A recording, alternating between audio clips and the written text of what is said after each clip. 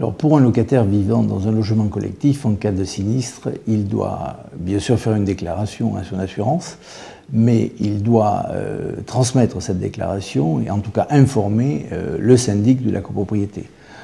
Donc l'information du syndic de la copropriété est indispensable parce qu'en fonction de la nature du sinistre, le syndic peut être amené à intervenir.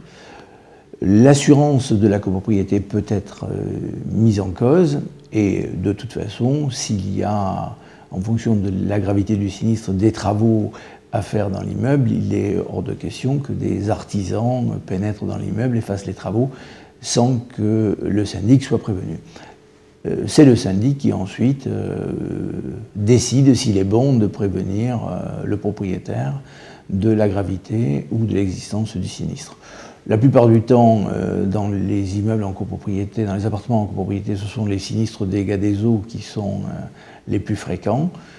Il y a entre les locataires la rédaction d'un constat amiable. Ce constat amiable est ensuite transmis aux assureurs avec une copie pour le syndic. Ce sont les démarches à réaliser. C'est très simple. Et dans le cas d'une maison individuelle, on se retrouve avec le même genre de démarche ? Alors, dans le cas d'une maison individuelle, il faut prévenir le propriétaire.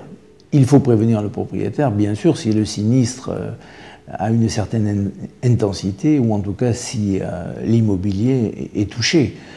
Si vous êtes dans une maison individuelle et que le sinistre soit l'implosion d'une télévision, de votre télévision, vous n'avez pas à prévenir le propriétaire. Mais si le sinistre est beaucoup plus grave, notamment si à la suite d'une tempête ou d'un orage, une partie de la toiture est détériorée, vous devez impérativement prévenir le propriétaire, parce que le propriétaire, lui, est également assuré pour le bien qu'il vous a donné en location, et que son assurance doit intervenir, ou peut intervenir. Des mesures conservatoires sont parfois nécessaires et donc il est recommandé de prévenir le propriétaire de l'intensité ou en tout cas de la survenance d'un sinistre dans la maison que vous habitez.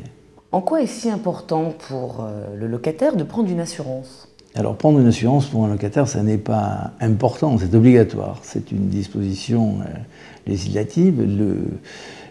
Il est inscrit dans le bail que le locataire doit s'assurer pour ses risques locatifs et lors de la signature du bail, le locataire doit fournir la preuve de son assurance en présentant une attestation d'assurance et chaque année, au renouvellement de l'assurance, il doit tenir à la disposition de l'administrateur du bien les preuves de son assurance.